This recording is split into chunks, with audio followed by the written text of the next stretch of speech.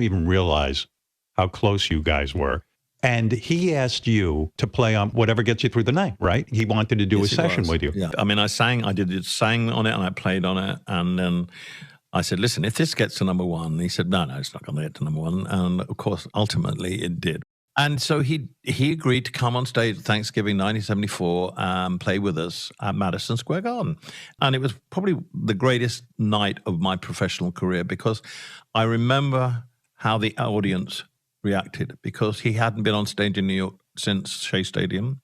He hadn't done a show up to that point except the Peace concert in Toronto with Yoko. And he was physically sick before he came on because he was so nervous. Yoko came to the show before and gave him a gardenia, which he wore. And, it just was like the stars were aligned and he came on stage and it was wonderful. We played, I saw her standing there, Lucy in the Sky with Diamonds and Whatever Gets You Through the Night. And we all cried when he came on. He came on to the greatest reception, the loudest roar I've ever heard in Madison Square Garden. I've been there a lot. Mr. John Lennon.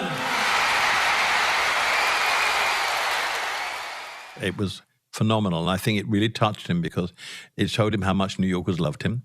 And